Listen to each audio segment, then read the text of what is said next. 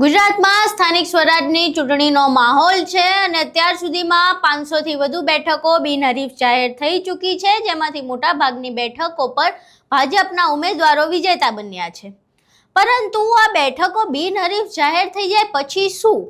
પછી સ્થાનિકો પોતાના પ્રશ્નો કહેતા રહી જાય અને નેતાજી તેમને ધીમે બોલ કરીને જો એ ધીમે ન બોલે તો ઊંધું ગાલીને નીકળી જાય। પછી કોણ પ્રશ્નો સાંભળવાનું? આવી જ એક ઘટના અમદાવાદમાંથી સામે આવી છે। આખી ઘટના શું છે તેના વિશે વિગતે ચર્ચા કરીએ। નમસ્કાર, તમે જોઈ રહ્યા છો ચક્રવાત ન્યૂઝ, હું આપની સાથે હેમંત।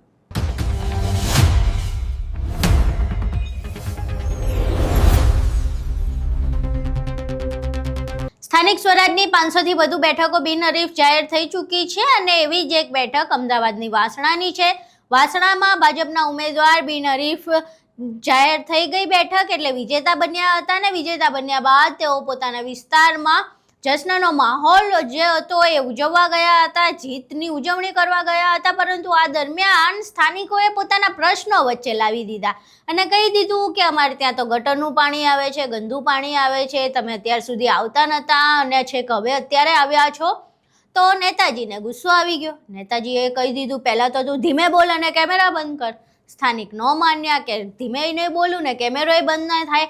પછી નેતાજીને આવ્યો ગુસ્સો, થોડી બોલાચાલી થઈ અને પછી નેતાજી તો ઊંધું ગાલીને નીકળી ગયા।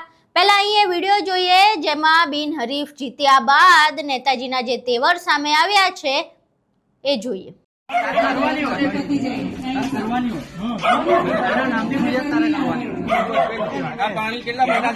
ગટરનું પાણી ચાલે છે યાર, કામ બધે ચાલુ છે। ધીમે ધીમે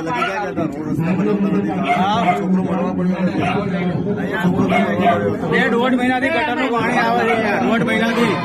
1.5 મહિનાથી ગટરનું પાણી આવે છે। બરોબર, આભાર। હવે તું પેલા ધીરે બોલ, મને સંભળાય છે, ધીરે બોલ। હવે ચાલ ધીરે ધીરે બોલ। 1.5 મહિનાથી ગટરનું પાણી આવે છે, બરોબર, નિકાલ કરી આવતો જાય, બરોબર। આ બાજુ પેલી બાજુ બનાવે ભરવાડો, તો અમારી બાજુ કેમ નહીં બનાવે? બીજો પ્રશ્ન અડધો ચાલુ છે।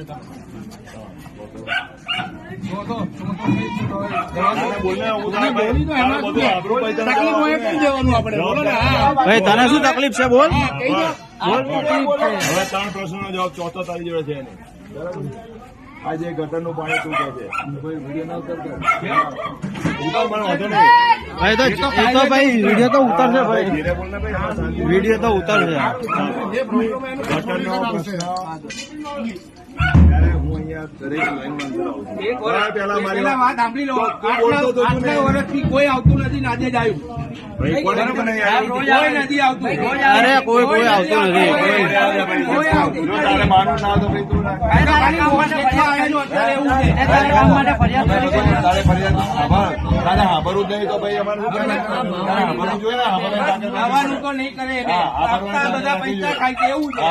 પેલા સાંભળવાની તાકાત રાખ, પૈસા ખાય છે। ભારત માતા કી।